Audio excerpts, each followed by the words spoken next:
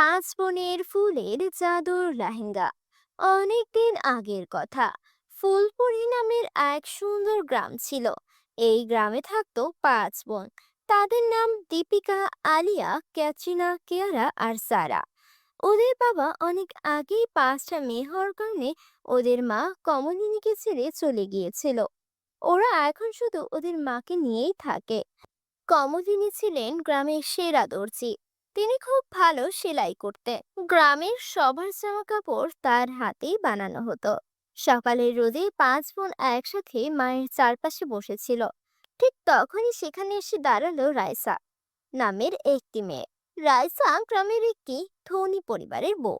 খুব দামি শাড়ি আর গয়না পরা, হাতে চকচকে লেহেঙ্গার কাপড়। রাইসা গম্ভীর গলায় বলল, কমলিনী আপা, আমার হাজবেন্ড কিন্তু ধনী অনেক। আমরা সাধারণত শহরের বড় বড় ডিজাইনারের কাছে ড্রেস বানাই, কিন্তু মনে হলো এবার আপনার থেকেই বানাই। তবে সাবধান, যদি কাপড়টা ভালো করে বানাতে না পারে আপনার জরিমানা হবে। আর কাপড়টা অনেক দামি, তাই সাবধানে বানাবেন। বানাতে পারলে আপনাকে 500 টাকা দেব, বুঝলেন তো?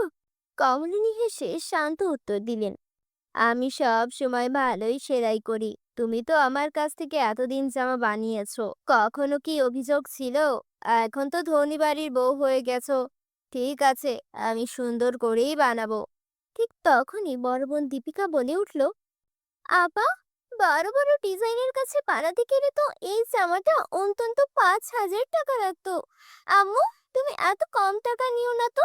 500 টাকা দিয়ে এত সুন্দর ড্রেস তুমি কেন বানাবে? কিন্তু কমলিনী তখন তার মেয়েকে বোঝালেন, দেখ মা, আমরা যদি বেশি টাকা চাই তাহলে কেউ আমাদের কাছে বানাবে না। রাইসা 500 টাকা দিচ্ছে, এটাই আমাদের জন্য অনেক। রাইসা গম্ভীর মুখে কাপড় রেখে চলে গেল। তারপর টানা 10 দিন অক্লান্ত পরিশ্রম করে কমলিনী বেগম অবশেষে রাইসার জন্য লেহেঙ্গাটা বানিয়ে শেষ করলেন। আলিয়া মুগ্ধ হয়ে লেহেঙ্গার দিকে তাকিয়ে বলল, মা, এই লেহেঙ্গাটা তো সত্যি অসাধারণ হয়েছে। শহরের কোনো বড় ডিজাইনার যদি বানাতো অন্তত 50,000 টাকা দাম নিত। মা, আমার খুব ইচ্ছা একবার যদি এটা পরতে পারতাম। কমলিনী সঙ্গে সঙ্গে মাথা নেড়ে বললেন, না মা, এটা তোর পরার জিনিস নয়, এটা রাইসার লেহেঙ্গা। যদি তোর গায়ে এটা পরা দেখে সে, তাহলে সে রাগ করবে। আমি তোকে অন্য জামা বানিয়ে দিব। কিন্তু আলিয়া সহজে হাল ছাড়ার মেয়ে নয়। সে তার মাকে চোরাচুরি করতে লাগলো। মা প্লিজ, প্লিজ প্লিজ মা, প্লিজ। রাইসা এখনই তো আসবে না, আমি একবার পরে দেখি মা, তারপর খুলে রেখে দেব। কিছুই হবে না, আমার ছোট্ট একটা স্বপ্ন পূরণ করতে দাও না মা। কমলিনী প্রথমে রাজি হচ্ছিলেন না, কিন্তু মেয়ের আকুল অনুরোধ আর চকচকে চোখ দেখে মন গলে গেল। তিনি ধীরে ধীরে লেহেঙ্গাটা আলিয়ার হাতে তুলে দিলেন। ঠিক আছে, কিন্তু সাবধানে পরবি, মনে রাখিস কোথাও যেন কোনো দাগ লেগে না যায়। আর রাইস আসার আগেই খুলে ফেলবি। আলিয়া আনন্দে লাফিয়ে উঠল। সে লেহেঙ্গাটা পরে ঘরে গিয়ে নিজেকে দেখতে লাগলো। লেহেঙ্গার রঙিন ঝলকানিতে যেন আলিয়াকে দেখতে কোনো পরীর মতো মনে হচ্ছিল। অন্য চার বোনও অবাক হয়ে তাকিয়েছিল। কিয়ারা হেসে বলল, আলিয়া, তুই তো একেবারে শহরের বড় হিরোইন হয়ে গেছিস। আলিয়া খুশিতে ঘুরছিল আর হাসছিল, কিন্তু হঠাৎ দরজায় জোরে ধাক্কার শব্দ হলো। রাইসা এসেছে। রাইসা দরজায় দাঁড়িয়ে রাগে ফুঁসছিল। চিৎকার করে বলল, ভিখারির বাচ্চারা, তোদের এত বড় সাহস! আমার লেহেঙ্গায় হাত দিয়েছিস! যে লেহেঙ্গা আমি পরবো সেই লেহেঙ্গা তোদের মতো গরিব মেয়েরা পরে নষ্ট করেছে। আমি তোকে আগেই বলেছিলাম আমার লেহেঙ্গা যেন একটু নষ্ট না হয়। রাইসা তখন কমলিনীর দিকে আঙুল তুলে বলল, আপনি তো সবচেয়ে বড় অপরাধী। আমি কি বলিনি আমার কাপড় যেন সাবধানে থাকে? আপনার এই গরিব ছোটলোক ভিখারি মেয়েদেরকে আপনি আমার লেহেঙ্গা পরতে দিয়েছেন। এখন আমি এই লেহেঙ্গা আর নেব না। আমাকে নতুন কাপড়ের লেহেঙ্গা বানিয়ে দিতে হবে, নয়তো আমি আপনাকে গ্রাম ছাড়া করব। আমি আপনাকে 2 দিন সময় দিয়েছি। 2 দিনের মধ্যে আমার নতুন লেহেঙ্গা চাই, চাই মানে চাই। এই কথা বলে রাইসা জোরে দরজা ঠেলে বেরিয়ে গেল। ঘরের মধ্যে তখন সবার মুখ শুকিয়ে গেছে। দীপিকা রাগে কাঁপতে কাঁপতে আলিয়ার দিকে তাকিয়ে বলল, সব তোর জন্য হয়েছে আলিয়া। তুই যদি চোরাচুরি না করতি এই বিপদে মা পড়তো না। এখন কি হবে? আরিয়া চোখ নামিয়ে চুপ করে রইল। ও কোনো কথাই বলতে পারছিল না। 2 দিনের মধ্যে আমি এত দামি নতুন কাপড় কোথায় পাবো? কিভাবে বানাবো আমি নতুন লেহেঙ্গা? কি সর্বনাশ হলো! আমি এই সমস্যার কিভাবে সমাধান করব? সকালের প্রথম আলোতেই কমলিনী বেগম লেহেঙ্গাটা গুছিয়ে গ্রামের একমাত্র বড় কাপড়ের দোকানে গেলেন। দোকানে ঢুকেই তিনি কাপড়ওয়ালি মহিলাকে লেহেঙ্গাটা দেখিয়ে বললেন, আপনার কাছে কি এরকম সেম কাপড় আছে? আমি এরকম কাপড় কিনতে চাই। দাম কত লাগবে? দোকানদার মহিলা লেহেঙ্গাটা ভালো করে হাত বুলিয়ে দেখলেন। তারপর অবাক হয়ে বললেন, এই কাপড় কিন্তু সাধারণ না আপা, এটা শহর থেকে আসে। আরে দাম খুব বেশি। এই কাপড় কিনতে হলে অন্তত 20,000 টাকা লাগবে আপনার। এই কথা শুনে কমলিনীর মাথা ঘুরে গেল। তিনি অবাক হয়ে নিজেই নিজেকে বলতে লাগলেন, 20,000 টাকা! আমি তো জীবনে এত টাকা একসঙ্গে চোখেই দেখিনি। এত টাকা আমি কোথায় পাবো? যদি এই কাপড় কিনতে না পারি তাহলে রাইস আমাকে গ্রাম ছাড়া করবে। আমি আমার 5 মেয়েকে নিয়ে তখন কোথায় যাব? কমলিনী দোকান থেকে বের হয়ে হাঁটতে হাঁটতে জঙ্গলের দিকে চলে গেলেন। তার চোখে জল, মন ভারী।